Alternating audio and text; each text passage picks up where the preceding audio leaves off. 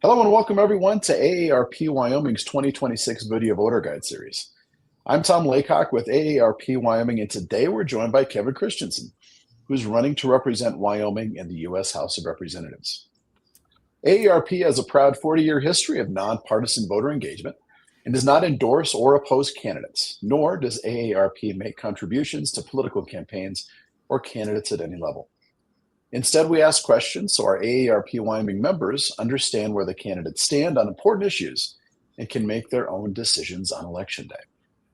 Today, I'll ask Mr. Christensen two questions, allowing for a 1 minute and 30-second response to each. Then we'll give him 2 minutes to deliver his pitch to the voters of Wyoming. Mr. Christensen, our first question is this: if elected, how would you help family caregivers save money and time so they can continue caring for their loved ones?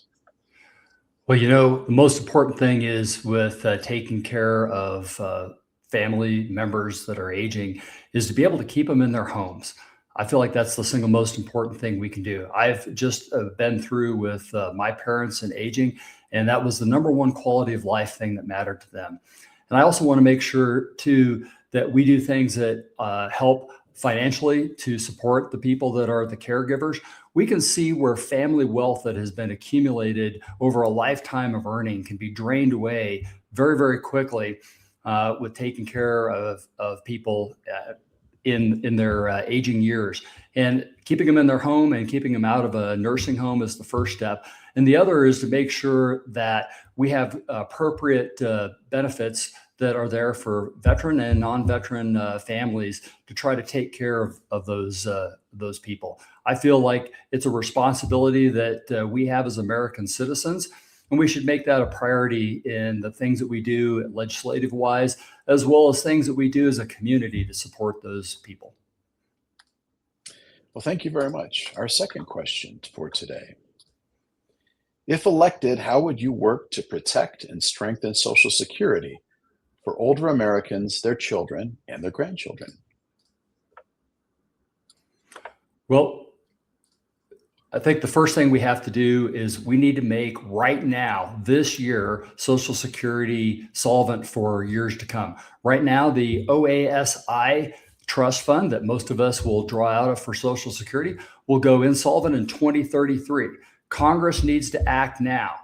If we take care of it this year, we can solve it with as little as a 3.81% increase. Every year that we wait to make the changes that are needed in Social Security, the harder of a problem it becomes.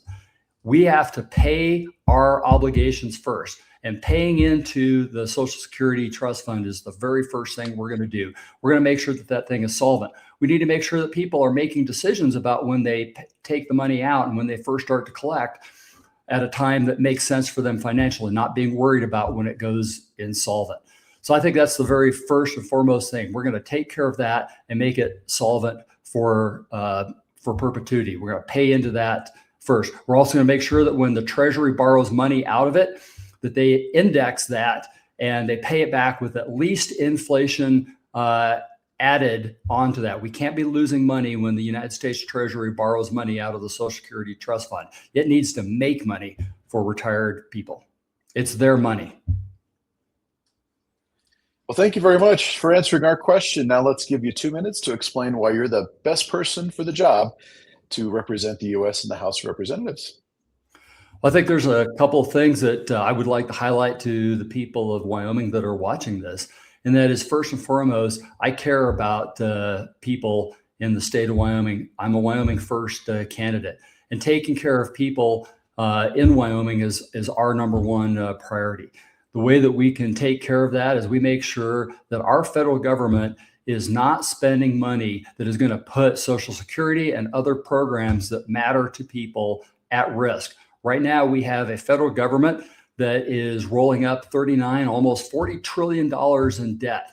That debt is going to impact people in Wyoming if we don't take care of it now.